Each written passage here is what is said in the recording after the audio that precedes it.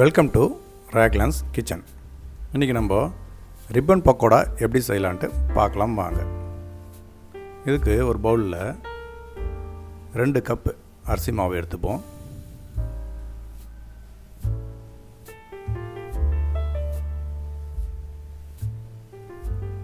ஒரு கப் கடலை மாவு,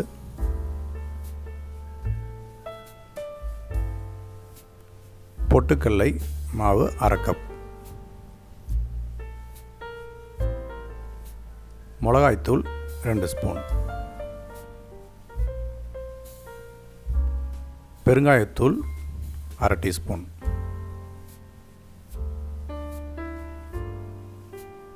ரெண்டு ஸ்பூன் நெய்,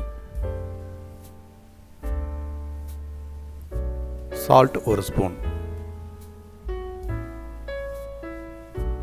இது எல்லாத்தையும் சேர்த்து நம்ம மிக்ஸ் பண்ணிப்போம்.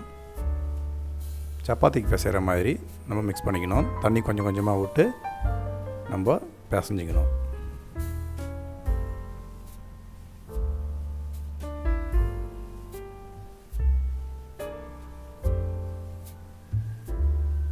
ரொம்ப டைட்டாகவும் இல்லாமல் ரொம்ப லூஸாக இல்லாமல் மீடியமாக நம்ம சப்பாத்திக்கு பிசைகிற மாதிரியே இதையும் பிசைஞ்சிக்கணும்.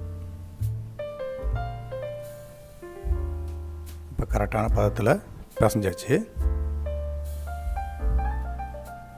இப்போது அடுப்பில் ஒரு கடாயை வச்சு 1.5 லிட்டர் ஆயில் ஊற்றிப்போம்.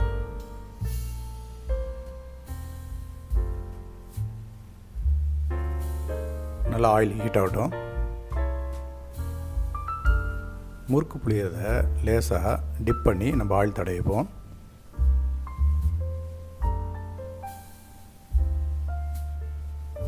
இப்போ முறுக்கு குழாயில் ரிப்பன் தட்டு வச்சு அப்படியே இதை புளிய வேண்டியதான்.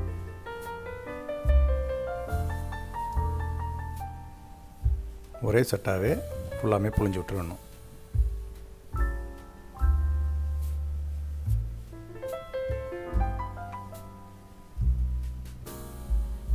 கொஞ்சம் நேரத்துக்கு இதை அப்படியே நம்ம வேக விடுவோம். இடையில நம்ம இன்னொரு பக்கமும் இதை திருப்பி போட்டு வேக விடுவோம்.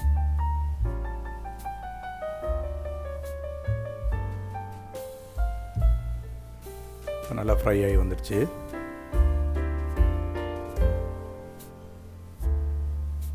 இப்போது இதை அப்படியே எடுத்து ஒரு பிளேட்டுக்கு ட்ரான்ஸ்ஃபர் பண்ண வேண்டியதுதான்.